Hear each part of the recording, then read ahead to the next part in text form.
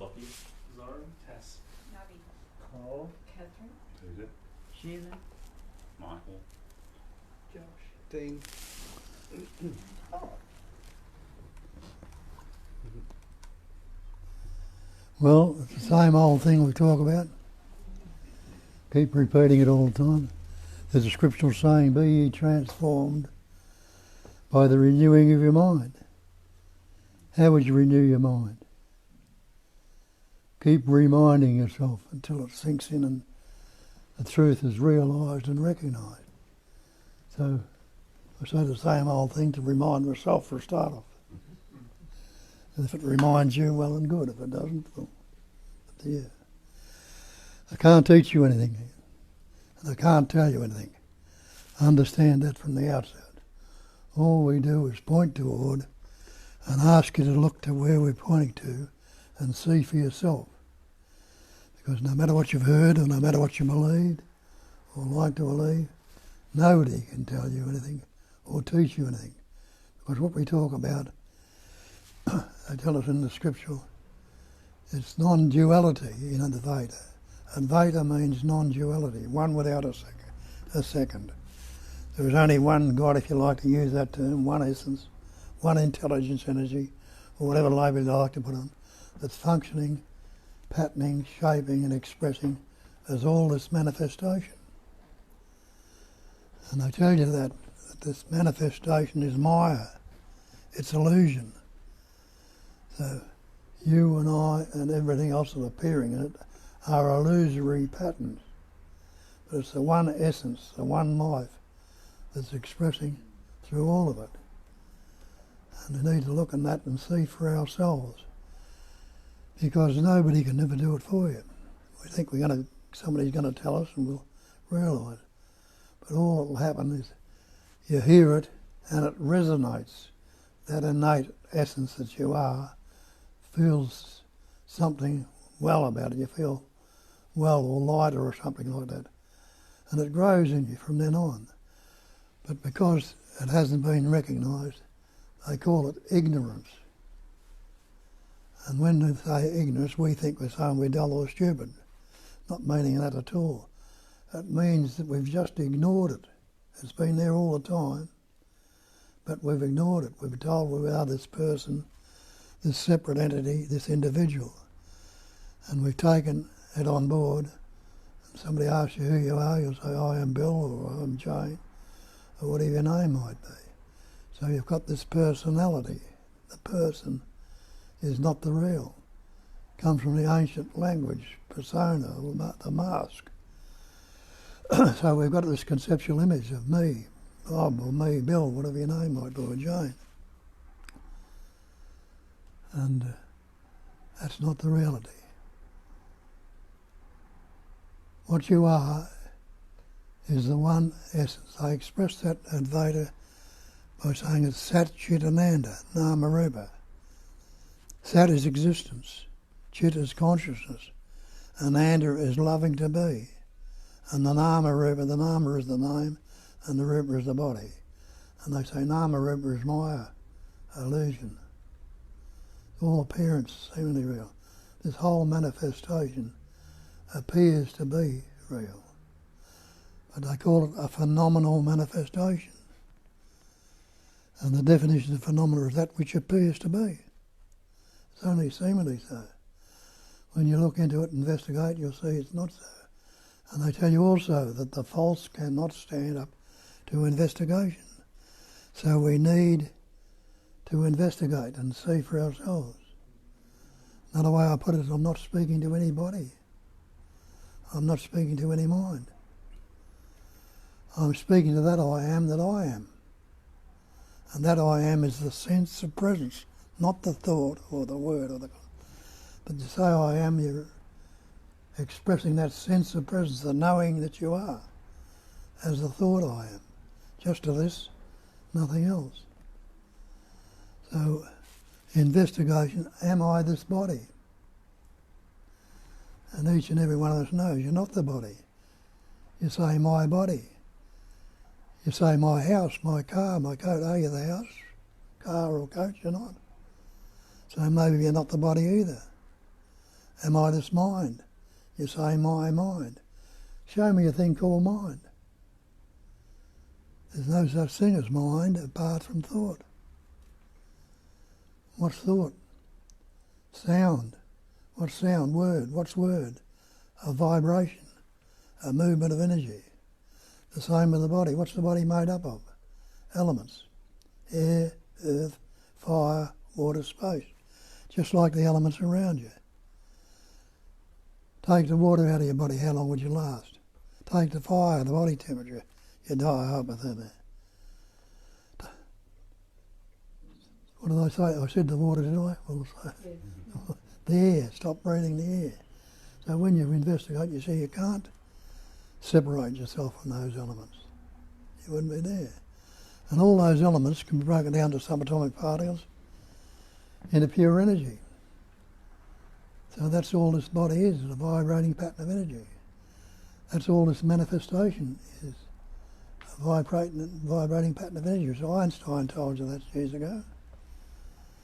And it needs to be recognised. They call it the cognising. The Buddhists call it the cognising emptiness. We think we're doing the cognising of the emptiness, or the knowing. But it's not. The emptiness itself, that life essence that's living, your breathing, your heart, growing hair in your fingernails right now, is causing these thoughts, feelings and emotions to happen. And he made a statement then that emptiness is form, pointing out that all this manifestation, including you, me and everything else, as these forms, are empty. He said emptiness is form, and he says the forms can be nothing other than the emptiness. But they're seemingly vibrating, just like a reflection or an image in the mirror or something that appears to be real. When you look into it, it's got no substance whatsoever. It's no thing. Now what's it all appearing in? What are we in here right now? Aren't we in space? This room is full of space. Space is seeming the walls around it, the space you can see through. Now does space have any centre to it? Can you find a spot where space begins? Does it have a starting point? You can't find any beginning to it. Does it have an ending? Is there any boundaries to space? Can you fly to the end of space? You can't. It keeps going on forever. But can you postulate or think of anything at all that could be outside of space? What would it be in? When you have a look at it, you realise, well, anything could be in any other Earth, universe, or whatever you like to call it, they would be in space also. So there's nothing that can be outside of space. So everything is the content of space. Space is no thing. Try and grab it. Do something with it. No boundaries to it, nothing. You can't even feel it. It's not space you're feeling. It's the air and stuff that's in the space, appearing in the space. Space is no thing. If space is no thing, can something come from no thing? It can't. So you and I, the trees, the flowers, the stars, the planets, are things. But the things itself are no thing. They're still the space. That space, they can call it God if you like. I don't use the term God here because it can get confused with that term. All the different traditions have got different names and labels for God, so you can get confused with it. I call it intelligence energy. Intelligence is knowing. Anybody who's not knowing right now, and you're sitting there and say, no, I know. The knowing's there. Not knowing this or knowing that, but pure knowing, pure being. And knowing, the ing on it, is giving it the activity. Any activity is a movement of energy. So it's what I call intelligence energy, the activity of knowing.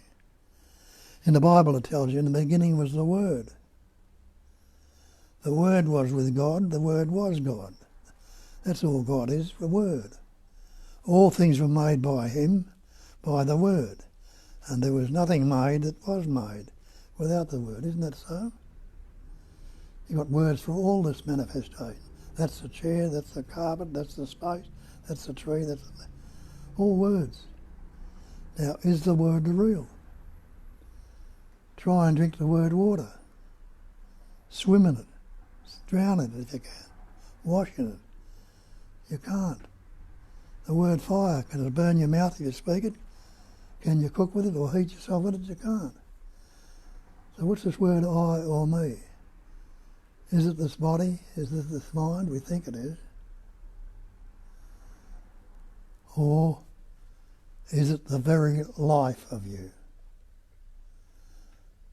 If that life, what we call life, wasn't in that pattern you call the body, how many words could you say?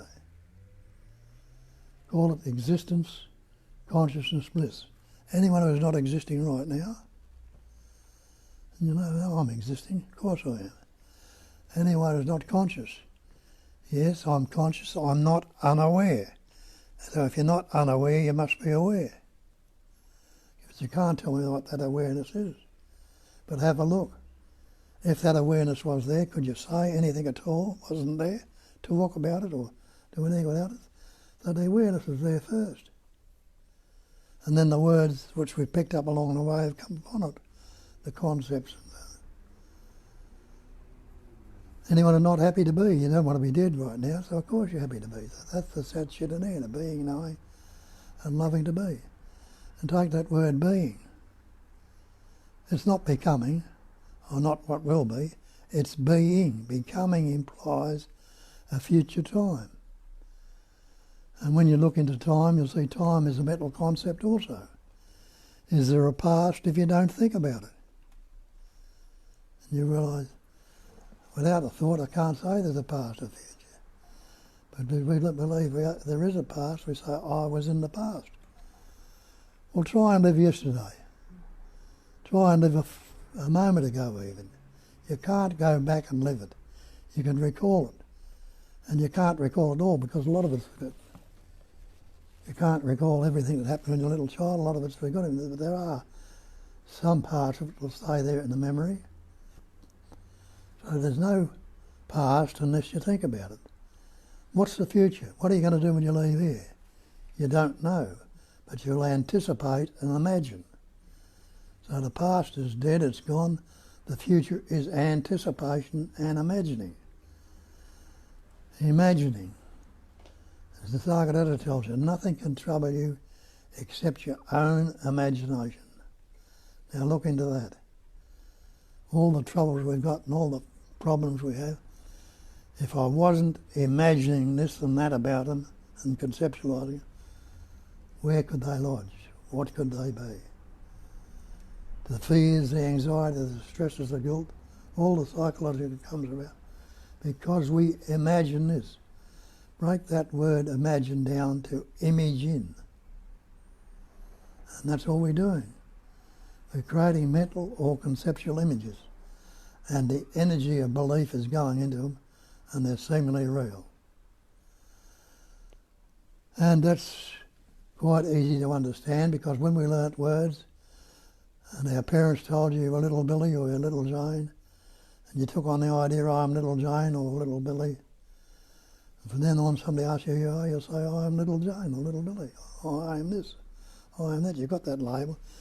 Instead of saying that, well, what they're talking about and pointing to, it's the one essence that's patterning, shaping, forming, experiencing, expressing, has everything. The one intelligence energy, the one life. Christ told you that, and he said, I am the way, I am the truth, I am the life. People thought he was talking about himself. He wasn't talking about himself, because his self, the personal self, is a fiction. There's only one self, the Atman, the primary self, the godly self, if you like to put it. So when he's talking about, he wasn't talking about it, he was talking about that sense of presence and the very knowing that you are. That knowing is expressing as the thought, I am. And that's the way to go. As Nisargadatta tells us, stay with the I amness. And we hear that, we take that the wrong way too. We think we've got to use it as a mantra and keep repeating, I am, I am, I am. Well, you can do that for the rest of your life. Not going to do you much good. But the I am as the sense of presence. Are you aware of being present right now? And you can't negate it, can you? But we don't rest in it. We take on the concepts and ideas and think we have to become something. If we do this practice or look at this and do that, we will become. But what is becoming? Becoming implies a future time. It's not what is right now. And have a look at time. Time is past and future.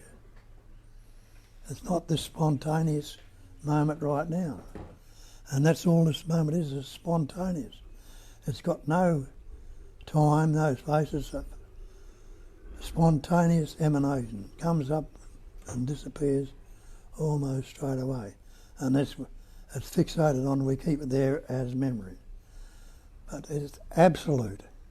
The one essence is absolute. Or in Buddhism they call it the great perfection. Now the great perfection, what can you add to the perfect? Nothing. What can you take away? Nothing. It wouldn't be perfect if you took anything away from it. The same with the absolute. You can't add anything to it, you can't take anything away from it. It wouldn't be absolute. Now if you recognise that, I am absolute. Nothing can be added, nothing can be taken away.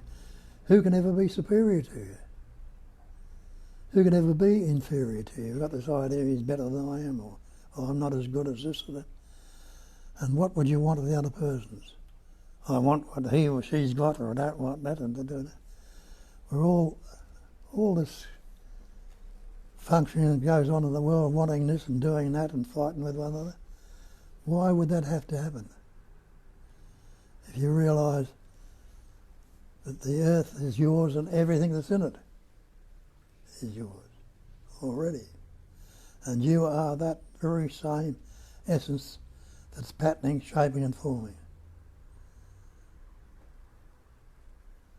And we got this belief that we are this person that has to become realised or enlightened. And becoming, as I said, implies a future time. So being can never be becoming. Being, the ing on it, is something that's happening right now. You're not wasing or will be, you are being right now.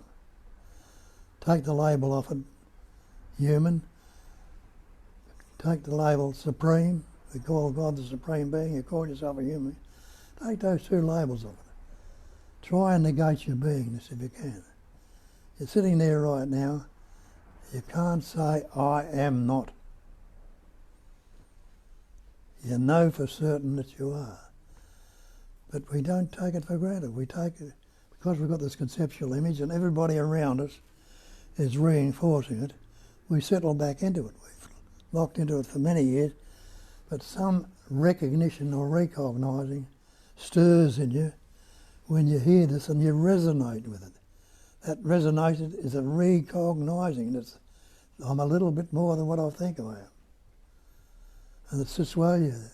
And there's a sense of well-being in it, a warmth and a compassion and the joyousness of being. And it grows on you until it's stabilised in it. And that's what needs to happen. And it goes by itself once you get the taste of it. We don't need to do this or do that, but you continue to recognise it. Have a look at it. Is this how it is? And you see if it's a word or a concept or an idea. And you're not the word or the concept. And they say, let it relax in its uncontrived singularity. It's a singularity which are contriving all sorts of concepts, ideas and images. Relax into it. I am that essence. That is that essence. That's the great mantra. I am that. And we all know it. Already know it, because that's the chair you're sitting in. That's the room you're in. That's the space in the room. That's the tree. That's the flower. That's the bird. That's the stars. That's the planets. Everything is that which we put labels on and discriminated and taken the word to be the real, put into names and forms. As I say, name and form is Maya. It's illusory. But it's non-dual, one without a second. You are the absolute. Don't forget it. Realise. But you can't go around telling everybody the absolute, or they'll lock you up. But know it yourself. Be absolutely certain of it yourself. And see how it expresses then. See how it changes you. And a lot of you know it in here already because you've been coming along. Something's made you look a bit further. And you look into it. And you can't help but see it. Sometimes it might take a while because we're locked into the conceptual images and have been for years. And it's easy to fall back into it. And the 99% of the population are coming from that point, and they start talking, they can easily suck you back into it. But stabilise in it, settle in it, and nobody can never knock you off your perch then. Instead of them sucking you back in, they'll get curious and see I want what he's got, or she's got. And you'll have another look, and hear it, and resonate with it, and it'll start. And let it happen from there on. Be open to it. As we say, we shut ourselves off from the sunlight of the Spirit, and all these problems return again. But be open to that light, the light of life. I am the way, I am the truth, I am the light. Christ says, I am the light of the world. And don't hide your light under a bushel.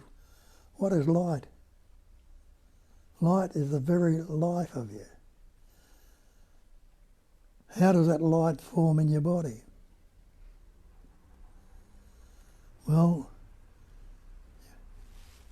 you're attached to the cord, umbilical cord of your mother.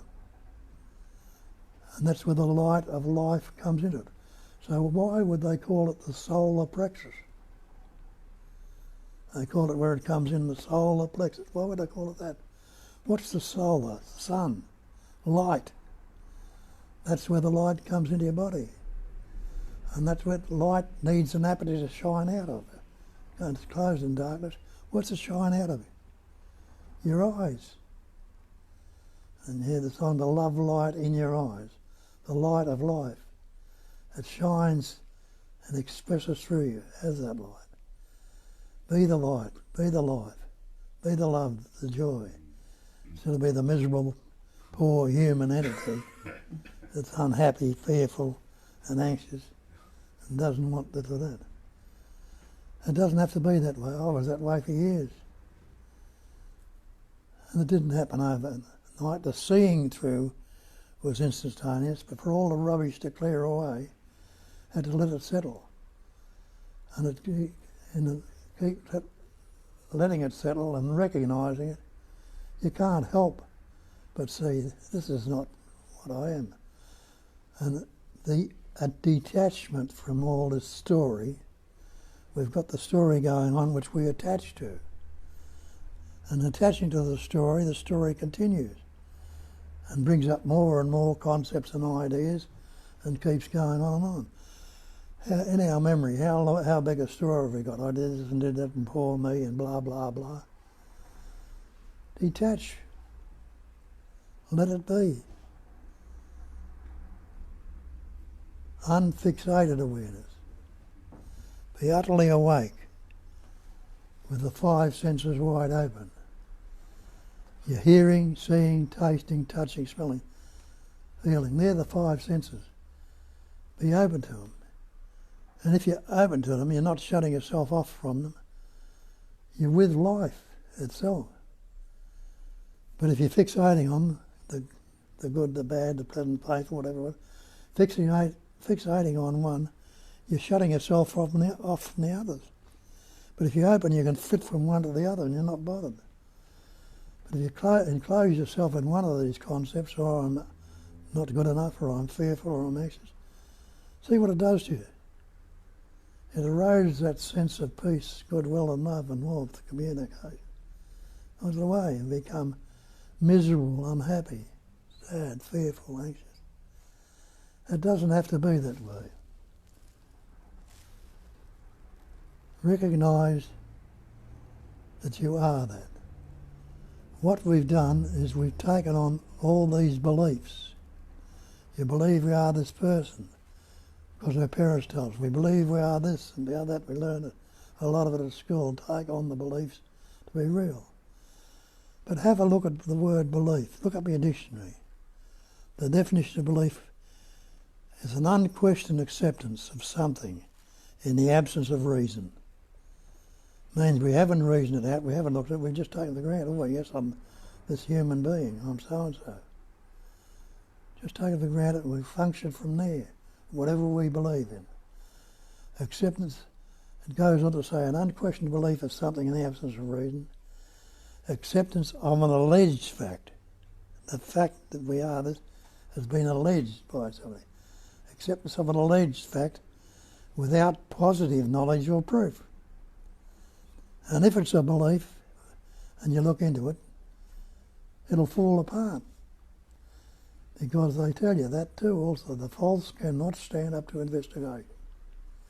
And know the truth, and the truth will set you free. The clues are already there, all need to be looked at. Been there all the time. And they were never recognised here. They weren't even looked at or bothered to be looked at. Till circumstances turned it around, took me where I needed to go. And there was a seeing of it. And it's still growing here, still growing. Getting better and better as I go along. And the body's falling apart and aging. It's not going to last forever, but it doesn't matter. And know that when you say something doesn't matter, what does that mean? It hasn't solidified. It hasn't become solid. If it's not matter, you can let it go of it quite easily. It's still spirit. So you see, spirit and matter are two ends of one stick. They're not separate. Spirit is the essence of something, like you've got a good scent or something like that, bottle of perfume. And the essence of it is the smell, the wonderful perfume of it. But it comes out and comes the water or the thing and solidifies, becomes matter. So there it is, you know that, if something doesn't matter, somebody says something that you're not taking it on board, not concerned with, you haven't let it matter, does it worry you? No, you let it go. Or the other thing is, somebody will do something, can say, can I do this? And you'll say, I don't mind. If you're not concerned with it or attached to it, you don't mind. And if you're not minding and it doesn't matter, is it a problem? When we take it on board, it becomes a hell of a problem. There'll be anger, the fear, the arguments and the fights and everything coming. Not a bit of peace in life, and a bit of joy and a bit of love, a bit of warmth. Have a look at these things, investigate them, and know the truth. And as I say, the false cannot stand up to investigation. And the little bit that does hang around, keep remembering and reminding yourself, and even that will go away, I'm sure. Though it hasn't already gone, a lot of it here, but it gets better as we go along. That's what we talk about. That's what we point to. And a lot of you know it already. You've been coming here a while, and you've investigated, you've had a taste of it, and you can talk about it just as well as I can. Nobody better or worse than what you are. And so that's why we open it up and let everybody have a say and express what they know and what they understand. And in doing that, it might be said in a different way to what is said here, and somebody might, it's not resonating with this, might resonate what's being said and take it on board, and it'll bring them into it also. And then it can be passed on again to others. And that's the way it's always happened. But way back thousands of years ago, there was only a few that knew about it, could understand it. And then they corrupted it, believing this God was something and added all sorts of concepts on it. Tell you in the Taoists for 1,000 years ago, the Tao that can be spoken about is not the Tao. It's not it. You can't put words or concepts on it. The great way is not difficult for those who have no preferences. When love and hate are both absent, everything becomes clear and undisguised. Make the smallest distinction, however, and heaven and earth are set infinitely apart. Now what's heaven? So-called sky, space is the heavens. What's the earth? Isn't it rolling around in space? Are they apart? Can they ever be apart? Of course they can't. But the same with these sorts of concepts. When we separate them and make them apart, we cause duality, relationship, relativity, problems. That's what we point to, and away you go. Get in.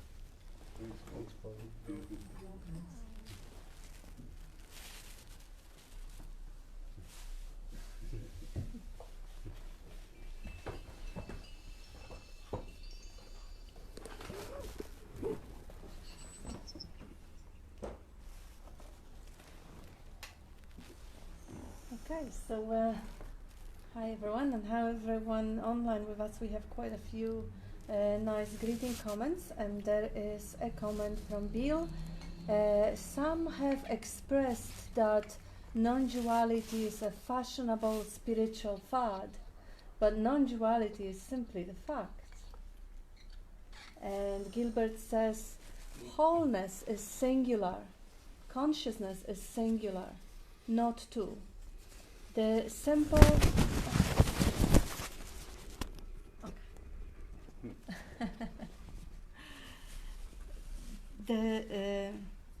consciousness is singular, not two. So simple, so obvious. Who overlooks the simplicity? That's a really good question. Good way to put it. Who is the one who doesn't see it? And Michael, anticipatory anxiety creates outcome you are concerned about.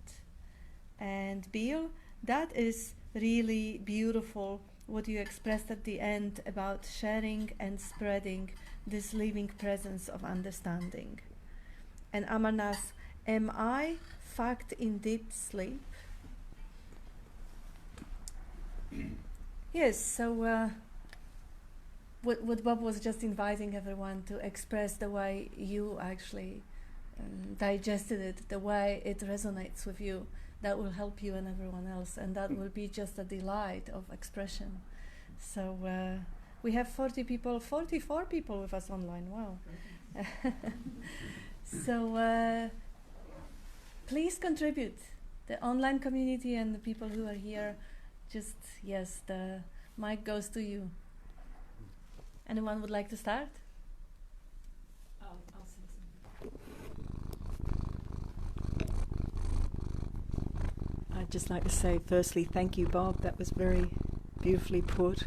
I really admire the way you remember everything, all those quotes, and you say them with such energy that they really resonate. Thank you so much. And just one other thing is, I feel is the interesting thing is everything that you speak about is just what is actually always the case. So, but it's just all the concepts that we learn along the way that makes it anything other. And that to me was a very eye-opening seeing that actually just everything you're saying is what's actually already going on. So everything is actually already done and dusted, so to speak, but it's just a matter of seeing the false, as we continually say here, which eats away that sense of what is not true. But the fact that it always has been and is and will be, and time is a concept, of course, is always the case. Yeah, thank you, Bob. Beautiful.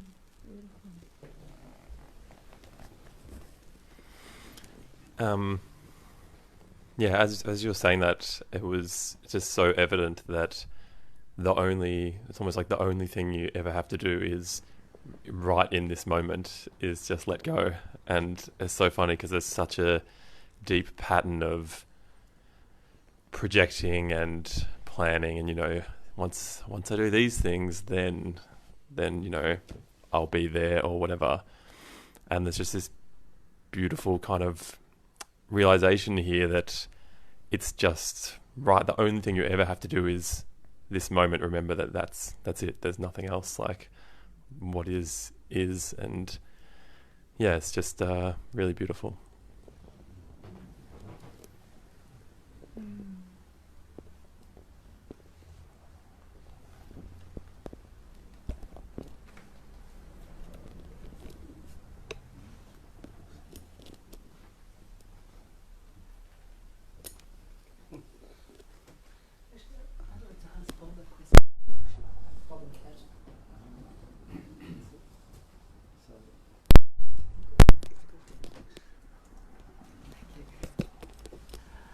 Bob and Kat, can you speak a little bit on what you feel the role of the mind and trauma is in the awakening, as the person awakens or comes into self? Go on. You don't want to start it? No. Yeah, so it is a trick question because person doesn't awake to start with, of course, but I know it's just a problem of a language. So yeah, the conditioning, the trauma, just like you see, it has its place. Like you see the trauma in animal, it has its place, and it does not prevent, it does not accelerate, because animal is always in a natural state. So if the animal, let's say the wolf is trapped, or the dog is maltreated, or the cat is abused, they do develop, the brain does develop a response which in a moment seems to be aligned with the survival. And in the long term, of course, it isn't really that helpful anymore. Like when you think of a human trauma, you think of, let's say, war veterans or victims of the abuse who develop certain strategies of surviving in a moment, and those strategies are carried along the way when they are not necessary, and they somehow create more suffering. So with the animals, trauma is a fact as well as with humans, that the animal that will be, let's say, conditioned to respond in particular way to particular behavior of people, it will still continue with that responses. But over time it resolves, and it doesn't create the sense of resistance or the sense of wrongness in it. And the natural state is all pervasive, whether the trauma is there or the trauma is not there. With humans, of course, we relive our traumas. We have another set of software, which is the narrative. And sometimes reliving the trauma may help resolving it. Sometimes reliving the trauma reinforces it. There is no one, I would say, one size fits all approach. Bob usually answers in situations like that. Go back to that silence, to that place where you are, and see what spontaneously comes up. Because there is a place for everything in the appearance. There is a place for therapy, for acupuncture, for meditation, for anything that spontaneously arises. Only the narrative, which will keep reinforce certain stories, and it will keep the trauma in place, and even the story that the trauma prevents me from the awakening. Of course, everything prevents the me from awakening. Me never awakens. So any story that is really there is,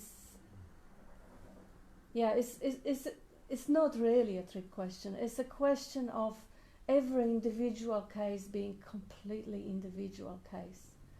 Because again, it even boils down to the defining trauma. Because if you would ask Bob about his first 30 years of his life, I can't tell you how much trauma has happened there. Not to mention he almost lost all of his teeth in fights, in humiliation. He's been fired, he's been abused, tons of it.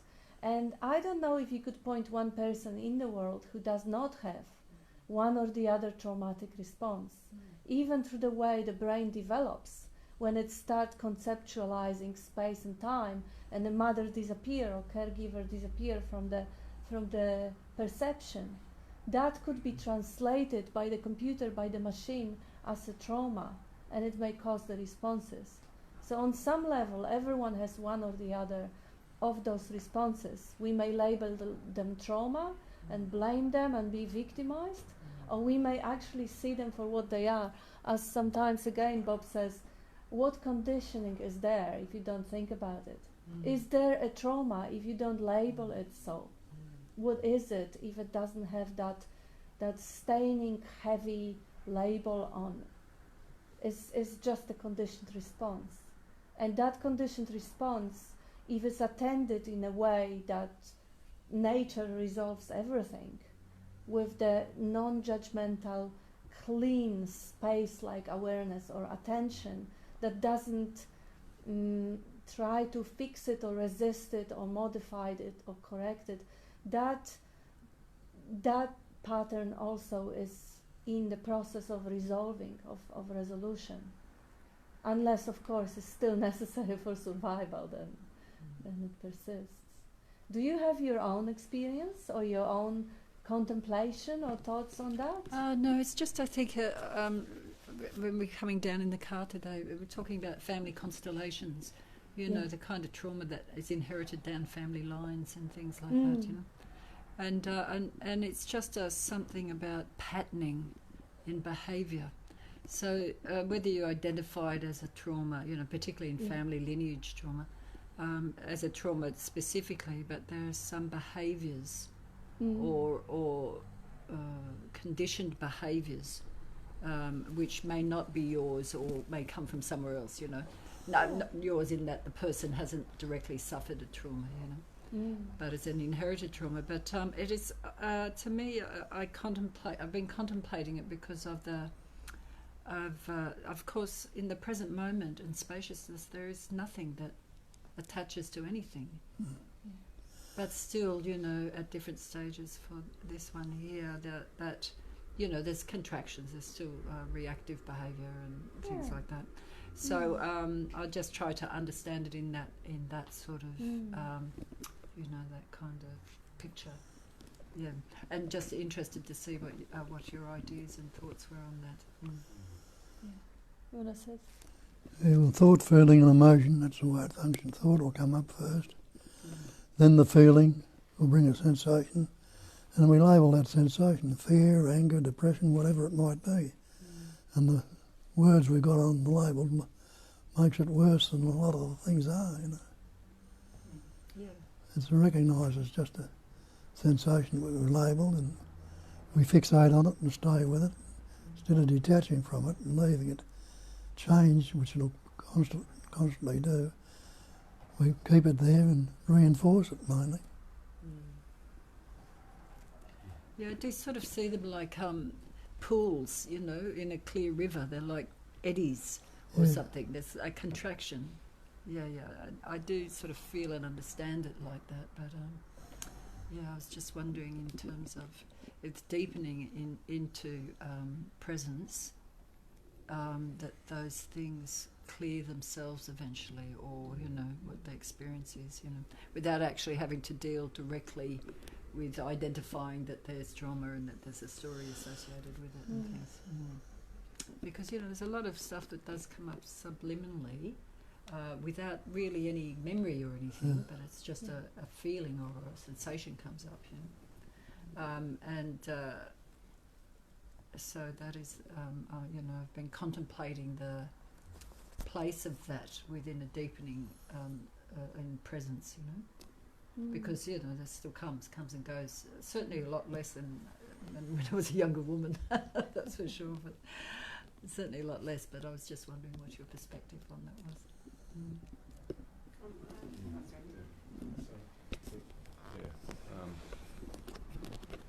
All trauma and all and their resolution occurs in fundamental space of being, doesn't it? So that in itself, it shows us that everything is already resolved, really. And also thinking about dogs and so on. Like if you lock your dog in the boot of a car for 2 hours, it'll still be happy to see you when you let it out. Tony?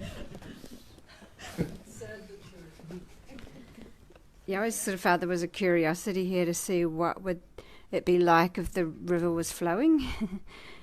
And that was before I even knew there was something I saw as the truth. I was just sitting my life like waiting to see if there was such a thing as a meaning to life. And then eventually found out in duality, oh, this makes a lot of sense. I have to go to another country and understand that. But I've just found, because I'm just constantly flicking back into the bubble of reactions and not being present all the time. So even though when I'm knocked out of it, out of the being present, I'm like not very angry or anything. I'm quite chilled, chillaxed. I'm quite sort of, I guess, in terms of personality development, further along in that respect, more open-minded, less self-protective. But I'm constantly triggered.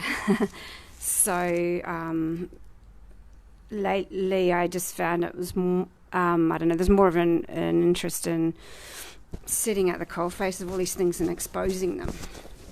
So, and then seeing the kind of things that show up, and there's just a process of exposure, and I see some other people do similar stuff, and it's really just when you sit there, you know, you might be observing sensations in the body, you might be observing emotions, you might be observing voices that come up, and then those phrases, there might be with them a series of all the times those same types of people said those things to you through your lifetime. There might be, like, you know, it's the imagery of being in a toga, being knifed, and, you know, just the images of, like, but you don't really label it as anything in particular. You just see these scenarios going, and then people have, like, given me notions to follow, like, okay, so if there are aspects of here, this package, that doesn't want to let go of some of those things, you know, let's ask all them, you know, what's going on, what are they feeling, and then just things arise like, oh, so give affection to that, or just a bunch of different things that are probably scattered throughout all literature on this, just come up to expose everything really. And then I tend to need to write it as I go, because I think there is a deep pattern in here of needing to constantly tell everyone my observations in case there's a silver bullet that saves their life one day. Also another giant thing to sit with and have disappear would be nice. So yeah, this, and then quite often things in my life become easier. There's a lot less reaction going on, so due to this process. And when I came here after a couple of years of COVID, you know, I could sit here and like all the thoughts would go instead of just a few of the ones. Or, you know, I used to come here to go, oh, I'm supposed to be letting go. Oh, I'm here to let go. Oh, I'm here to let go. Then it was just like an hour and a half of not really any thought happening, you know, just sensations being more evident, various things. Yeah, and it just seems like here there is an interest in seeing what that flowing river is like. Yeah, I think I'm clarifying a bit more in my mind what I was trying to say that before as well. Thank you for that. That was really useful and interesting. And the thing with coming home to the self, it's a process that never finishes. It keeps deepening. That's my understanding. That's my experience. There's no end point to it. Mm. And in that process, things come up to be shown on the surface of consciousness. Things are... So consciousness is not separate to the body and the emotions either. It is that as well. Mm. So that as the presence deepens and becomes more still, more things float to the surface somehow. I don't know, is that your experience? Has that been your experience? It's been my experience, but I'm just wondering if it's been your experience as well. That it's a process and it deepens. Yeah. Mm. Yeah, have a look in nature. You know, it can be a calm day, it can be a windy day, it can be a terrible storm, and all the rest of it. It's very destructive. All sorts of things. Nature labelling it as this. I've got a traumatic experience today, and I'm going to suffer for it. It settles down. Takes, you know, all the different patterns we can get in nature. The same thing in our mind, but we put the label on it and exaggerate a lot of it with the label. Was there a period of time when they had to come up to be seen or expressed and then let go of? Anything from the... Yeah, well, it all comes up. Yeah. And a lot of it is not experienced, expressed. We just take it as it is and sink into it and make it worse. But when you, as you are now, you will investigate these things and probably see the difference. And as the whole thing deepens, it becomes less and less important, less and less meaningful. As Bob says, you know, when you don't mind, it doesn't matter. Because initially, from the human perspective, human consciousness perspective, all those things are so deep and profound, you know, the family field, the trauma, all those, they are so attractive. Those stories are so seductive, they're beautiful. And then there is so much heart involved in healing, in resolving. That is very, very human tinted consciousness. And as it deepens, and it doesn't deepen because awareness is already there, but as that human overlay thins up, as it's more and more kind of the whole rewiring happens, the importance is less and less on that human story field. Those things, they keep coming up, but they are, you know, like initially you look at every cloud, oh my God, this is so much meaning in it, and there's so much story, and there is, you know, and all unpacking stuff comes with it. And then later on the cloud passes and you don't even call it cloud anymore because it doesn't really have it doesn't even get much attention anymore. So initially it feels that things come up to be seen for the last time before they're let go, but even that is a story because they may be seen again or may not be seen again, but they will be less charged. And yes. Initially enjoy it every moment, every beat of it, that it is so, you know, beautiful and so attractive and so human. Enjoy it because the time may come when it will be just part of the content, and the being that shines through it will be just so much more radiant that the content will not be, it will almost be translucent. You see through it, and it doesn't take attention. But that takes rewiring because we are conditioned to always give attention to objects. We are conditioned to look through, not from the heart, but through the mind that is interpreting things. So that really, as it eases off, more of the relaxing from that interpreter to the heart where everything is equally welcome in that field of being. Yeah, that kind of, that attraction stays there and is to be appreciated because it is beautiful. Yeah, I'm just looking at a crack in the plaster and I have no spiritual thing to say. So I'll pass on I think the crack is the most spiritual thing you've said. I'll just say I really loved your spiel today, Bob, and I found it really like heart-warming and very loving. There was like a lot of talk. It was about love and the light and spirit. And like I remember sitting here once asking you, Bob, what is this chair? Like, what really is this? And then you described it as matter, and which is really spirit in its and it's like, wow, you know, like if you see that, like then everything is made of this. Everything is this light, energy, and like vibrating. But so are the thoughts about it or about me. made of this same stuff, and then you can only conclude that it is one essence, nothing appearing as everything. That's really a vibrating pattern. I don't know. I just felt coming here so long and listening to Spiel. Sometimes it's very dynamic. Sometimes it's almost really raw. Sometimes it's soft. Sometimes it's this. Like it doesn't.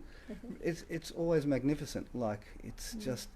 And you could interpret it from a psychological level, from an intellectual level, from a heart space, from a different level altogether, unfathomable, sort of energetic or whatever. So what? Like, it's all the same stuff. And that's what you just interpret, and it's the same essence. It's recognising itself. Yes, it's the same thing. Like, yeah, and it's just beautiful, and just happy to be here with you and some of the people in the room, but not all of them. Not all of them. No, I'm only joking. Yeah. Only joking. Wonderful Thank you. to have you here. Wouldn't be the same. And then we have a couple of comments from people who are online with us. And Bradley says, trauma is a story from the past made real in the moment. Is the story attached to the person or the person attached to the story? When the nature of thought is seen, trauma or fond memories are both that.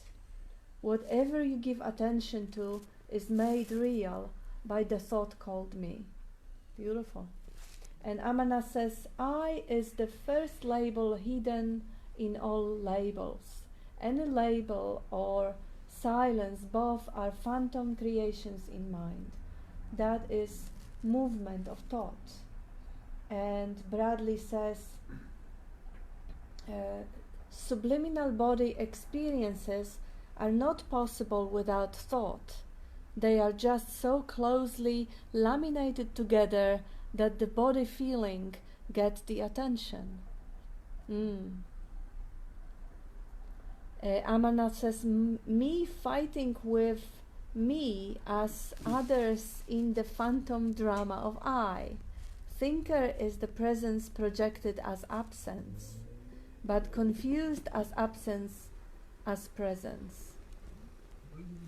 And Bradley says, things are continuously arising, none more special than the other.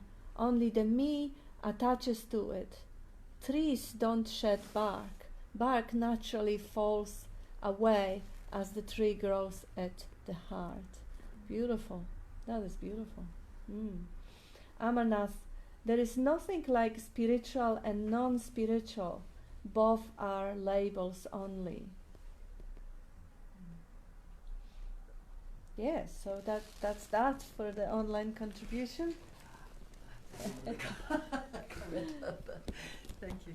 I was just thinking, it's that thing, that process of deepening into presence, into self. And, Ramana disappeared for 20 years, he was disappeared out of the body, no identifying with the body, or very little. But he came back. He cooked in the kitchen, he yelled at people, he organised the buildings of the ashram, and blah, blah, blah, as a person. Of course, he was a the burnt rope thing, that looks like a rope, but it's actually burnt, from the inside. So not the person, but still a person's life, a human life being lived. And that's the thing about the idea that with living wholly in the self, that the person disappears, and that's not true. There is still a person that's being lived through, or is having a lived experience. There's a personality and a person, even though the burnt rope can still be in presence, so it's the appearance of a person, but the spaciousness is evident at the same time. Because it was renowned with Ramana that even though he used to read the newspaper and all that sort of thing, just like everybody else, but he still, people in his field fell into deep stillness when they came near him because of his burnt rope thing, you know. So it's that thing that I'm trying to feel through, you know, to feel through in the concepts and not the I know it's not concepts because it's the mind, but there is a person having a lived experience, a human life, but the self-consciousness is still, and the life is appearing within that. I understand that, but there's still that thing about that the person does not disappear.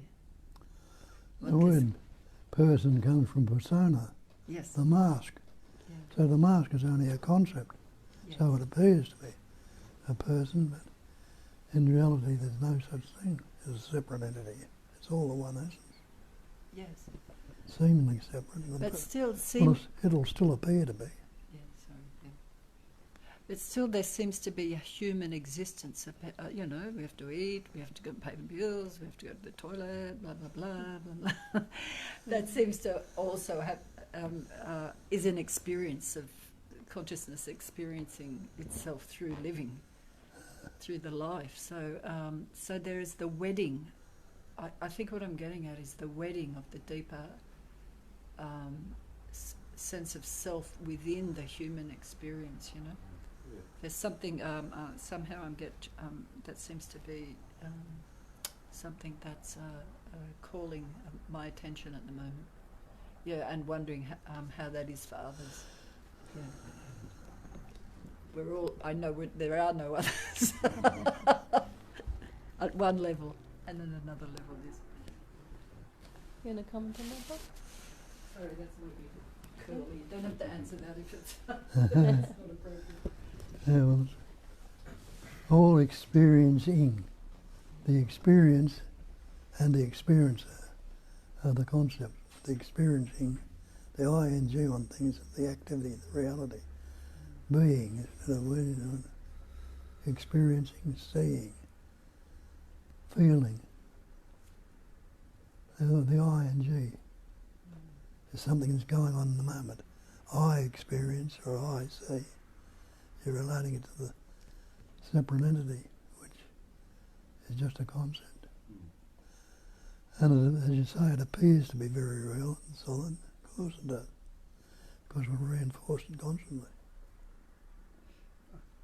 And also what you say sometimes, Bob, it it needs, the life needs the pattern to express through without having the body-mind.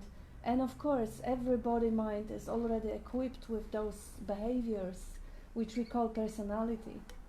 And now, again, it depends on the definition. You may call person what I would call personality. Like, look at this person here.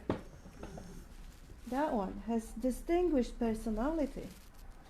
It's completely different to her brother, and yet she lives in a natural state. She doesn't have a concept that she needs to awaken from personality and get rid of personality. And she still needs to go to the toilet and feed herself. And so that's part of the pattern. For the life to be able to see, it needs eyes. So it dreams itself the body, so there is a perception. And perception is already dualistic, because it is governed by the mind, by the computer which interprets things. So there is already 10,000 things, and that little creature, she also sees objects, but she doesn't conceptualize separate me. She doesn't conceptualize there is a person there and there is no person out there. So it's just like Bob is saying, one field of experiencing, and in that one field of experiencing there is purring happening. And she doesn't say this is my stomach purring or my voice box or there is outside me. None of that. It's just purring. Like the analyzing is happening. Oh, the Ramana did this. Analyzing. Yes. In the field of experiencing is analyzing. But is that a person doing it? No, it's just what's happening. And seeing the world in this way, there is constant experiencing, the singular experiencing going on. And if there is an overlay of division, I need to do this, or I need to, or it deepens, or all that happens within the happening. That's the happening. Each pattern is a unique expression.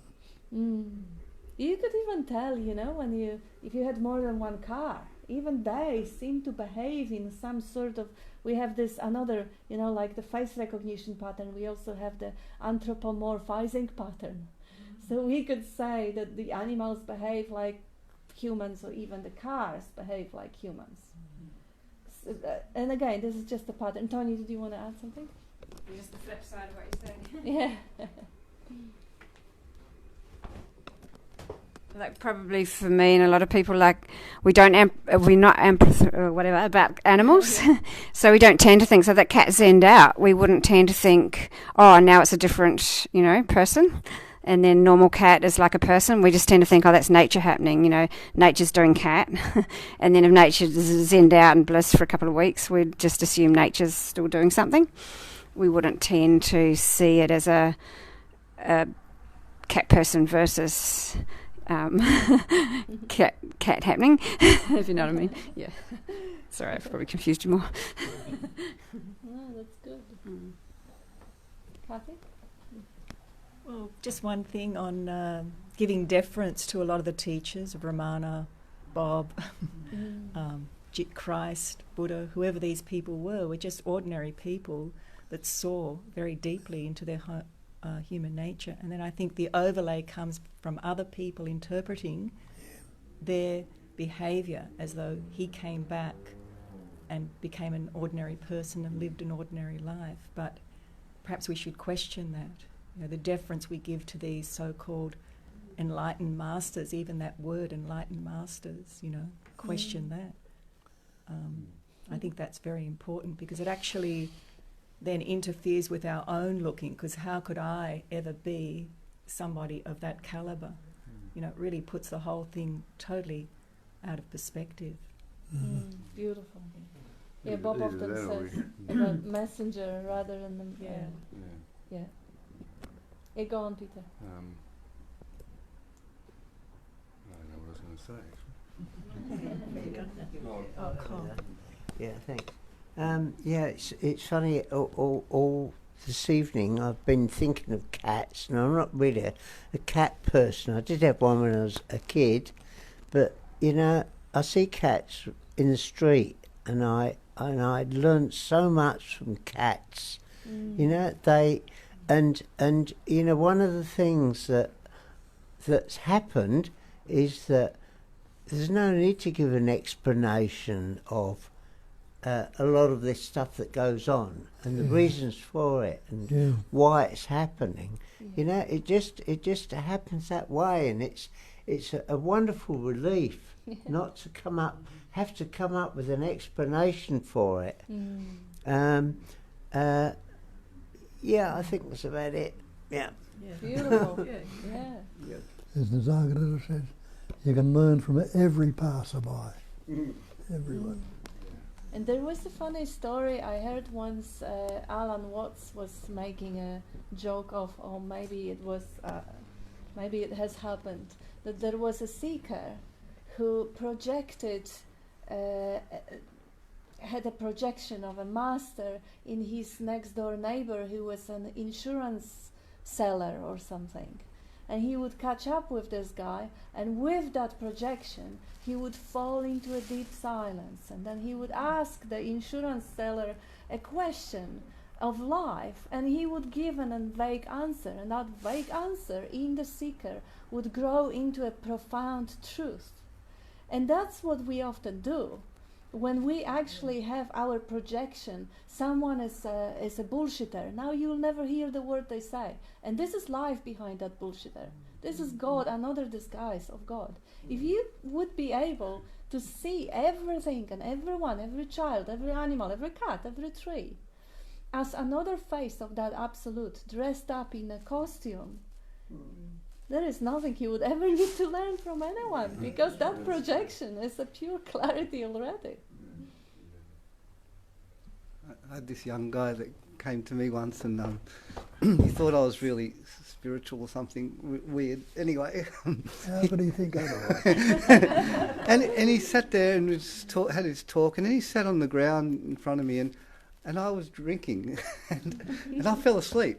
And he thought I'd entered this deep meditation, right? No, and he sat there, and he was doing his breathing like in front. I didn't know, I was passed out. Went on for like half an hour. I wake up, I go, what the hell are you doing, you idiot? But like for that time, for the moment, you know, he believed something or whatever. And Yes. I think Nisargadatta talks about something. I mean, someone else, I don't know, but it's like at some point in your journey of experiencing the deities, the teachers, the masters are all very real, and then they dissolve. Like, there is none. There's actually nothing. There's none of that. None of that's actually real or true. But then I think it's like the same Zen saying is, there's, you know, before enlightenment there's a mountain, and then then there's something about mountains, and you know the story.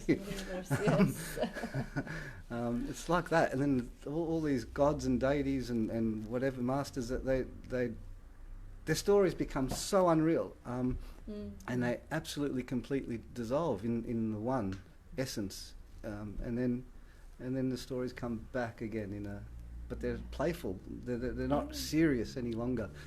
That's all. I'll just shut up. No, that's beautiful. Yeah, definitely. There is a path. It's a well-known spiritual path of bhakti, you know, of devotion, and following through the heart. Leave the mind and just follow the heart. And any deity that represents something they can relate to is what that is. That path is, and that's a known excellent path to dropping the self. So they all have a role, those things, I think. You know what I mean? Like they... and of course in India where I am, it's so bhakti. There's temples on every corner, and there's so many people go into rapturous, you know, during ceremony. But that's a known path, and it's not a bad one for a lot of people. A lot of people, it's good because the mind drops. It's not having to investigate the mind in any way or the self. It's straight from the heart. And so these all have a role, really. Yeah. That's where it's sensed in the heart. It's not the physical heart they're talking about. Heart is the core of being, the centre of the spirit. That's right. Filled around here somewhere. Yeah, I don't think you can really dismiss anything. I agree with you. But and as you said, you know, these things come back again. Everything comes around again. It was interesting to note that even you referred to the great master Nisargadatta in your conversation about dropping our need to worship the great masters. Basically, it's interesting, isn't it? I think what we're really looking at is what we see. What we see is ourselves. That's the only thing. Like if you see the great disembodied, you know, ashen rope thing in Ramana Maharshi, then that's you. That's you. And I think that's the key, isn't it? You only recognise what you are in truth. It's like they say that the Indians, you know, when the first ships came to the new land in America, that the Indians didn't even recognise the ships. They couldn't see them. It wasn't part of their experience already.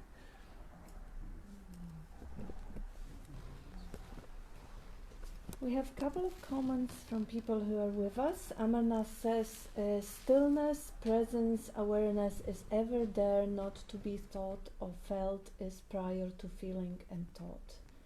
Experience is also in mind, I, never repeated like dream. Memory and thought are not Ramana, in Ramana's self both happen. And Jyoti, best thing about cats is that they don't seem to look for validation from anyone. Yeah. Amazing. Amazing. They don't suffer from low self-esteem for sure.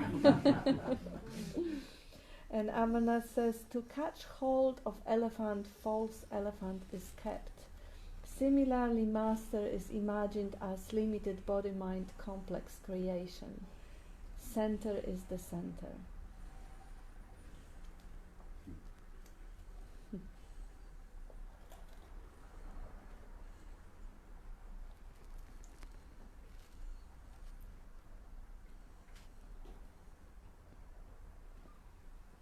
grab a card. Or you'll grab a card. Pick one. This one? Okay. You can read it?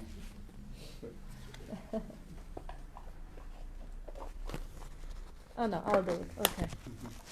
Because I have the mic. Oh, you can do it now. Okay. So this is a beautiful sunset, and it says here, mind, duality, works in interrelated opposites. It can't work in any other way. It grasps things. It can't grasp no thing. Any trying is futile. There is no answer to life in thinking. Very simple, very obvious, isn't it? Of course. How could there? How could we ever resolve anything through question-answer? There really is no answer. The question itself is just the appearance on the screen. So it really is like Anita was saying, you know, the bhakti is just dropping in the heart. But the fun thing is, there really is no difference, because it seemingly feels like they are two paths, you know, the jnani or understanding and the bhakti or love. And now who is doing those paths? Some people go there and some people go there. There are no people. There really is just a description of something which seemingly from the hindsight feels like there was a process of getting clarity from the confusion. But really, like Nisargadatta was saying, or was it Nisargadatta who said, you know, the ultimate understanding, when you understand ultimately, you know there is nothing but heart. And if you feel completely and to the fullest, the clarity is included in it. So whether it is seemingly go into a mind and analyze forever and contemplate and answer questions and find logical explanations of things, you end at the place in which you realize that, oh shit, that only takes me that far. You just drop it, you put it aside, you're done. You spend 10, 15, 20 years dwelling in that story. Okay, just give up, surrender, the mind doesn't go any further. And then naturally, as the mind goes aside, naturally the light of love shines forth. And the other way, I know people who are on the bhakti path, and I knew people who were, and they committed suicide because they were so attached to the experiences of light and love, and the moment experiences were obscured, the life wasn't worth living. That's the pleasure addiction.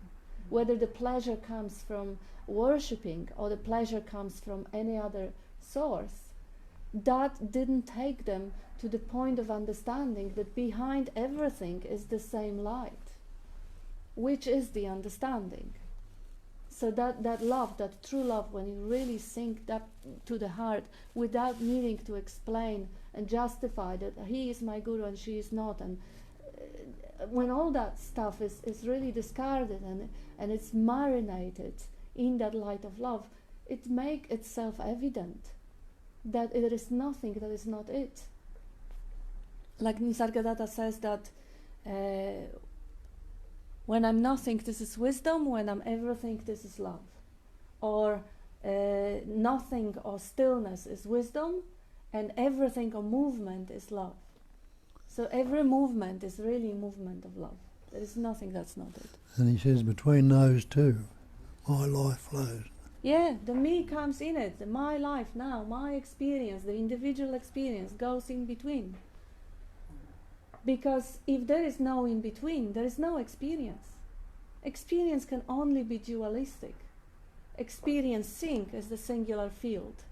But experiencing nothing, experiencing everything, nothing, everything, that's two. Every experience is by its nature dualistic.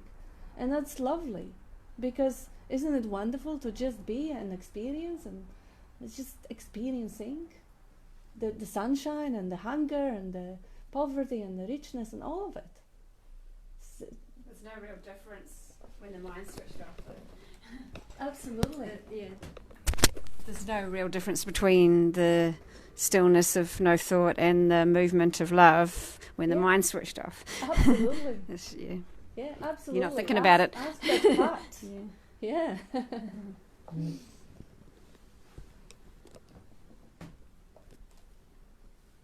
And Amarnath says, mirror mind seen as object and personalities, we miss the mirror and phantom reflection seen as reality.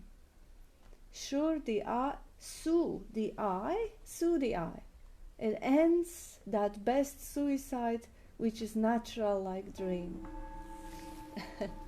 We've got 10 minutes to go.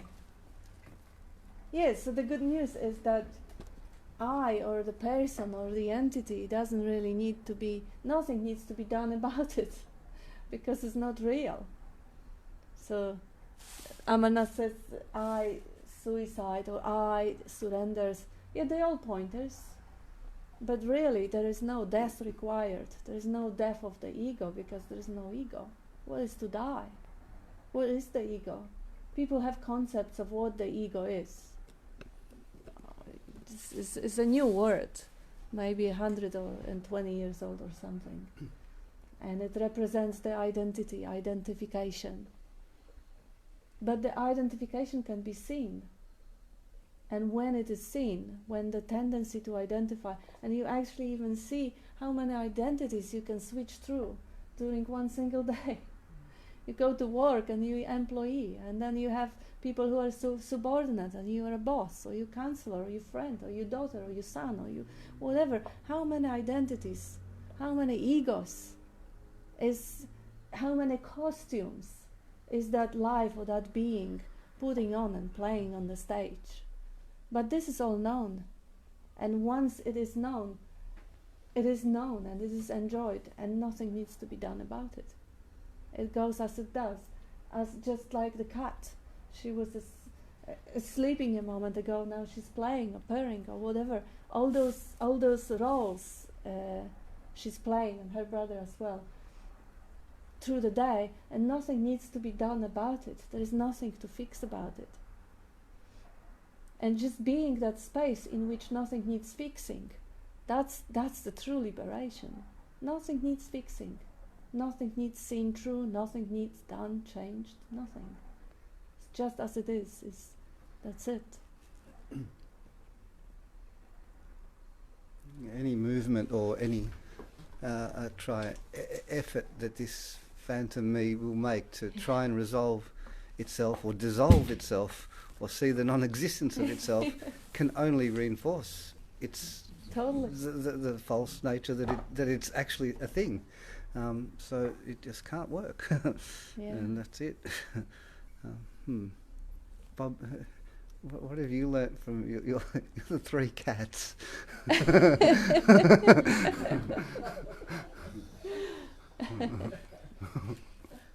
They're all above me. What is it? They're all ahead of me. I come last. Cats win. No, you're the center of the universe. And the cats, all the three cats know. All the three cats perceive him like a sun and revolve around. We have the comment from JB. He says, I'm sure this is just repeating more of what is pointed at, but the one looking for liberation is a concept and can exist only within conceptually created world based on memory and imagination, which are also concepts. What is there minus conceptuality and objectification? Freedom from knowing is freedom from concepts and objectification. That's a beautifully put statement, yes. And Amarnath says, I is neither real nor false. Thanks, Kat.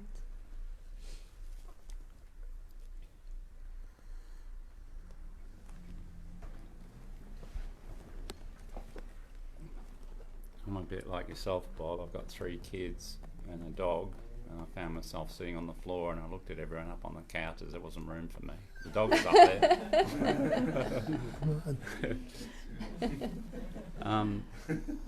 Just one thing that I've been playing with this week is the idea, because I know the neti-neti idea, and Bob says, you know, you're not the cat, you're not the carpet, you know, you're not the couch. So you're not your hat, we're not all these things, but one thing I've been playing with, and this is something else that Bob says, you know, I am that, you know, that is the chair, and so on. But just whatever comes up, just saying I am that as well. So if it's a thought, I am that. You know, if it's discomfort, it's that. If it's the sound of the car, the cars or the traffic, it's that. And you can't separate yourself from that. So it's just another fun thing to play with, like everything that you sense or feel, or I am that. It's actually practice. Of course, one of the most difficult things to say in India is that I am Ramana. I am Arunachala. Nobody wants to hear that. I am that. Yeah, I heard someone saying that I am is the truth, and everything that goes behind the I am is a lie. So I am is the truth and the way. Oh, that was Jesus, wasn't it? Yeah. I am is the way, I am is the life, I am is the truth. But what I am, the objectification of that sense of presence is just slipping off the razor's edge. But yeah, it could be interesting sort of practice, because as Bob says, you can't separate yourself from anything, because everything, you as the awareness, everything happens within that awareness, within that field of conscious awareness. Traffic, the room, the people, the thoughts, the feelings, the pains, the dreams, desires, all of it happens within that field. So obviously, if you are that field, how could you be isolated or separated from particulars? But yes, identification as particulars can be a little bit of a fun mindfuck. What is it? Rumi, wasn't it? Said something about the field. He says, I'll meet you there. Oh yeah, where everything's gone, like concepts, thoughts, and There is a field, I forget what it is exactly is now. He says, so and so, and he says, I'll meet you there. yes, which is a beautiful poetry, but a paradox, because if there is everything gone, there is not I and no you. But yes, poetry has its own.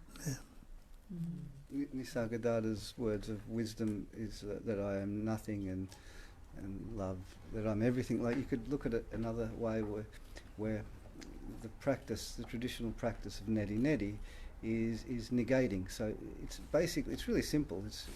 It's really just sticking with the I am and not adding a damn thing.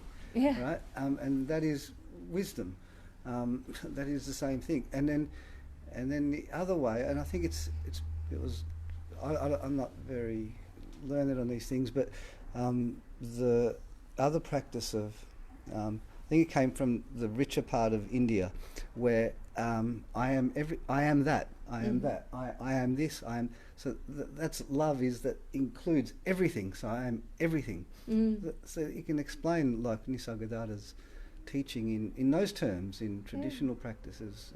Wisdom, I am nothing, or neti-neti, I am not this, I'm not that, I am the I am. And then, or I am all of it, which is love. I don't know if that is useful to mention, but might and we explain have something. another comment from Amarnath says, creation is the creator himself, absence created as presence, just like dream. And JB says, great spiel today, Bob, thank you, and wishing you all a great post-meeting meal and get together. And Heyman, that's the Rumis. Beyond the rightness or wrongness of things, there is a field. I'll meet you there. Thank you, Heyman. Yeah, thanks. Yeah. And yes, what you say, that all enveloping love, that is everything, that I am the everything. It is the everything that is cannot be separated.